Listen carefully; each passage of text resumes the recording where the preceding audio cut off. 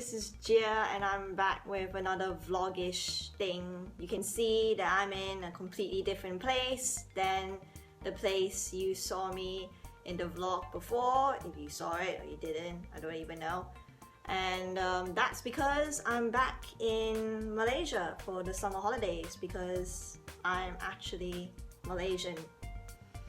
I think that might have come up a few times before, but I'm back. This is my house, this is my room, the house and room that I grew up in. Oh, and I also got new glasses. Why was that important? It's not. I just like them and they're cute and I just wanted to say it. That's all. So basically what I wanted to talk about is something that I got asked a bit at conventions or at streams and stuff like that, and it's a very I guess it's a very common question, but it's to do about how would you start doing con, and I will always say just do it, like not to quote any memes or anything, but you gotta just do it. And the response that I got to that was, I'm really scared to do it. Like, of course it's really scary to just do your first convention, the prep work, the time that goes into it, the organization you have to do, the dedication, the money you have to spend. And the thing that's scariest about doing con for the first time is, will it be a success? Well, I wanted to share the story of my first convention, which in a nutshell, it was not successful at all. So I went to MCM Comic Con for the first time with my flatmate from my foundation course, Bobby, and we went to the artist alley there, and me mostly, not her, just me, I'll admit it. We saw all the artists that were there, and the thing that shocked me the most was that it ranged from people who were freakishly talented, so talented that you're gonna like cry when you see it because it's shiny and golden and perfect, to people who weren't that freakishly talented. And well, it got me thinking, like, hey, the artist alleys aren't actually that scary. There's a huge range of people here. They're beginners, they're professionals, and they're all here. So why don't I try it? What could possibly go wrong? So then Bobby and I decided to dedicate, that was me tapping the table, but to dedicate some time out of our foundation course to prepare for con. And first thing both of us did wrong is we didn't. Well, I remember rushing through most of my prints, and the thing with rushing it was I was just pumping up design, pumping out. God, I was just pumping out design after design after design because somehow I was so sure that they would sell, and I was just like, yeah, I'm pretty good as an artist. I was not. I'm pretty decent. I'm gonna go to con. I'm gonna make some money. So first thing I did wrong was that I rushed through all of my print designs. I did all of them within a day. And I remember just walking to the print store like, oh my god, I'm gonna be so great. I'm gonna print out 200 pieces of paper. I'm gonna go to con. I'm gonna make so much money.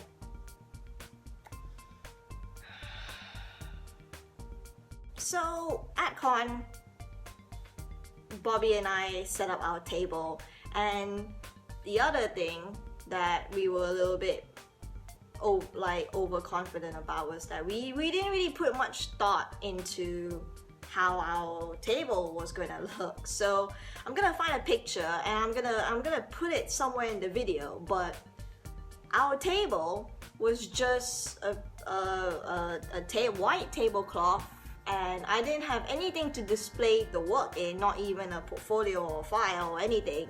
I just spreaded the papers all over the table.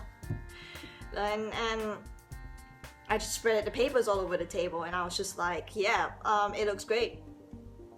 Fantastic. And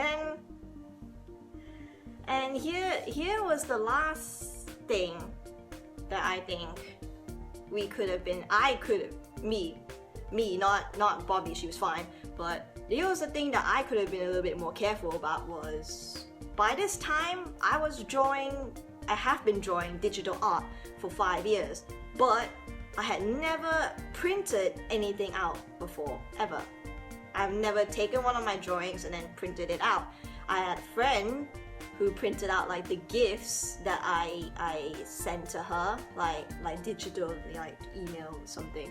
And I kind of wish that she would pay closer attention to it as well, because when I took my rushed single day print designs to the store to get them printed, they told me I had made a terrible mistake, and they were all drawn to 72 DPI. Now, if no one really knows what DPI is, I'll be honest, I'm not exactly sure what it stands for. Never pay attention to your DPI, guys. Pay attention, it's important. Never draw anything to 72 DPI. Always 300 or more, alright? And this might seem really stupid. A lot of you out there will probably be like, yeah, Gia, it's so obvious. I already knew that.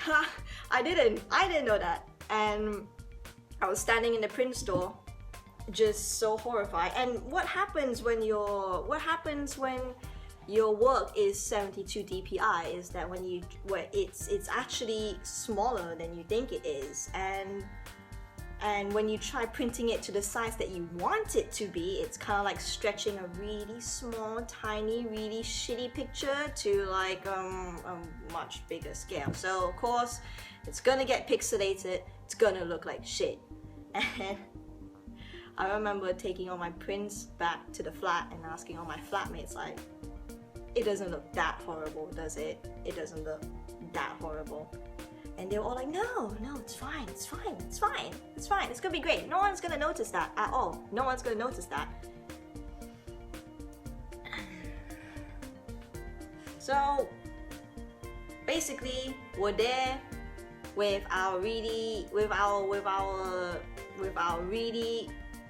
rushed table display with my really badly printed print designs, and but I was still excited. I was still pretty excited. I was like, shit, I'm at my first con. This is not a drill.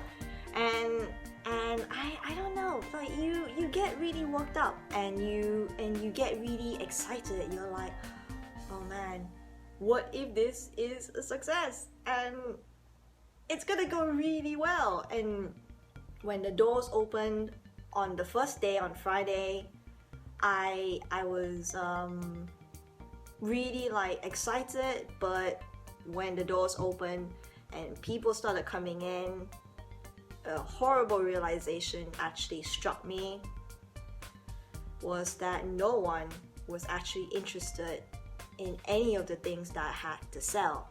There I was on Friday, on the first day, sitting there, and I poured my heart and soul into all these designs, and as rushed as they were, I did put in a lot of effort and soul into finishing them, and I had built this up in my mind that this was going to be a really magical, fantastic day. But the first day there were so many people who were walking by, and they didn't even look at the table or anything, because I'm also gonna be honest with you, even the most blur person in terms of art, I don't know how to say that, like, would look at the drawings that I've had and would have been like, oh god, they're really, they're blurry, and no one's gonna spend money on blurry art, like, at all. And I sat there for the whole day. People were just walking past, not even giving me a time of day.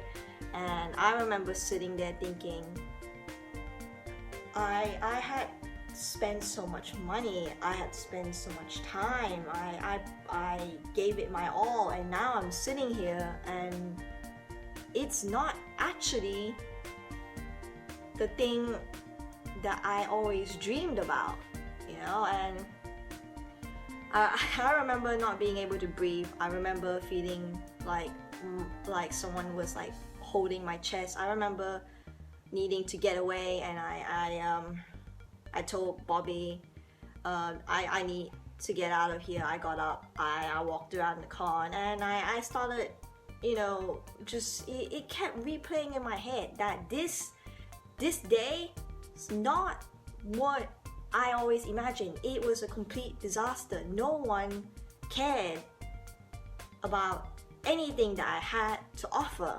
and I remember just thinking, this is it. This is a sign, like, I'm not cut out for this sort of stuff, you know.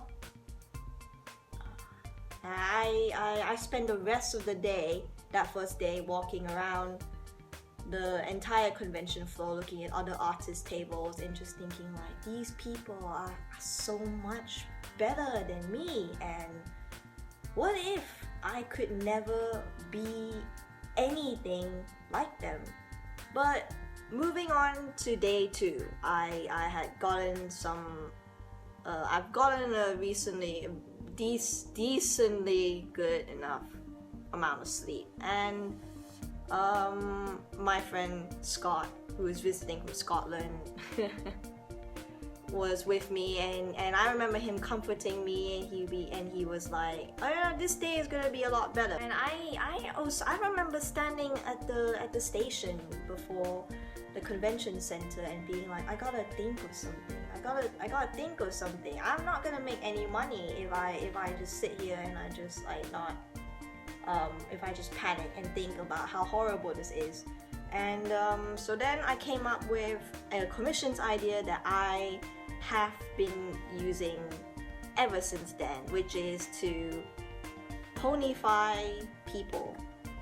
That sounded very strange, but basically I thought of the idea after going around the artist alley and realizing that no one had offered commissions like that, which is to take a take a picture of someone as a reference after they've paid for the commission and have agreed to have their picture taken, and then write a few things about their personality, their favorite colors, all these sort of things, and then just draw them in another form. Surprisingly, that wasn't actually at the artist alley, but then I thought of it. I was like, I can draw ponies pretty decently. What do I have to lose? So I got there. Scott went to get me breakfast. I was sitting there just drawing on the spot like a new commissions page, and I just shoved it there, and I was like, that's it. I can't think of anything else. If this doesn't work, I have nothing else to say. I have done everything that I thought I could. That's it. And sure enough, people started getting interested. So day 2 went better. I say that with some reserve, because yes, I thought it was a really cool commission thing, but I charged like dirt prices. Like one full body sketch was about like £2, and that's quite unheard of, really. In that's less than $2, and because they were so dirt cheap, I had, I don't know, 30 orders in one day or more than that, or it was crazy. And not only like a single order had like 4 people, and they're like, oh, draw all 4 of us together, draw all of us in our cosplays, and the orders kept piling and piling up. And I didn't care because this is actually working. No one bought any of my prints. No. But I was making money. This wasn't a complete disaster. And I worked all day. I didn't eat. I didn't drink anything. I was working myself to the bone.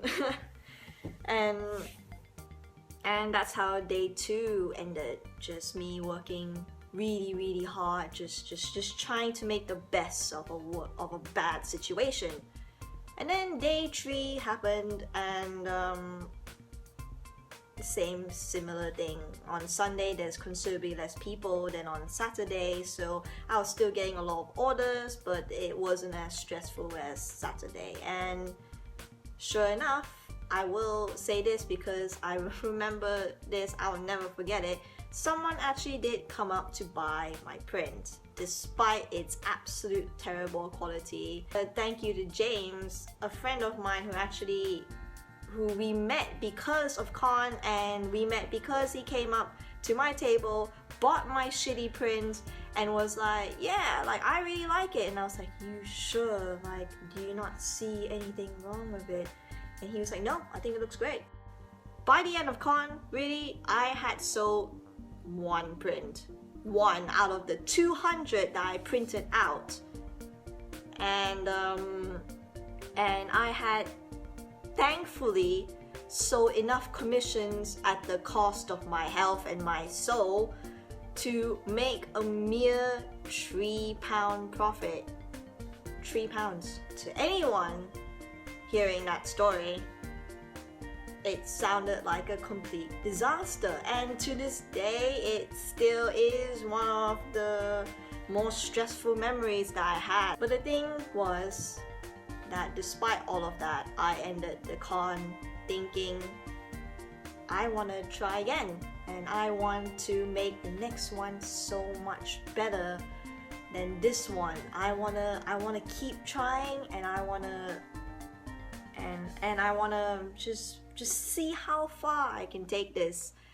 I guess the thing that I was trying to show with this whole story of my first con is that, yeah, it's scary as fuck to put so much energy, to put so much time and your own money into this thing, and then the worst thing that could happen to you is that you could sit there, you could show and bare your whole soul to 100,000 people, and none of them would care about what you have to offer. That is the scariest thing. But it happened to me, and I still continued doing con. Right now, I'm speaking after doing 3 years of conventions. I've been to MCM 4 times, and I've made each one bigger and better and than I could ever imagine. Now, if you saw my con vlog, you could see that I had taken the knowledge and the experience that I've gotten from doing conventions, and now I have a professional looking stand, I have decentish looking art, and I could never imagine doing that. I could never imagine getting to this place, but I did. I could never imagine getting to this place from that first con, but I'm here and I did it, and it's great, and I don't regret anything. I don't regret going to my first con and completely fucking up. I don't, because it kind of had to happen. It had to hit, like, knock some sense into me that this isn't easy, but you could keep working, you could not give up, you could just keep trying, and it gets better, you get better, and you can never go backwards, you can only go forwards, and that's the thing. So basically, long story short, if you're ever scared to do a convention, because you're worried about your art not selling, or you're worried that you won't make any money. That's the same thing.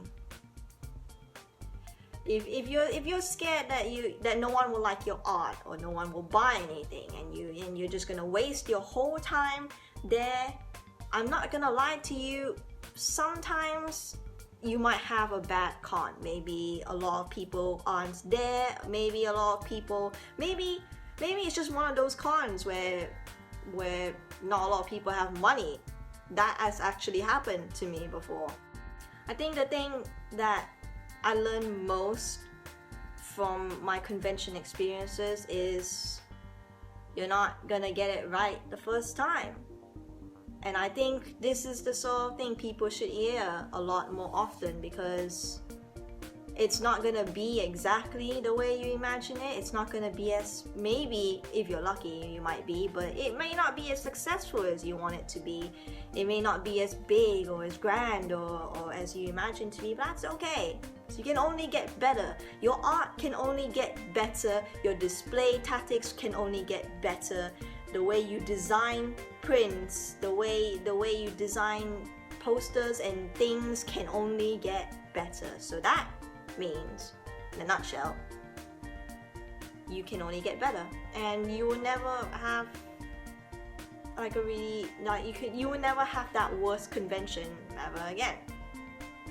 So I hope me sharing this story, and anyone who's listening, who's thinking about doing a convention or doing something that large as a scale,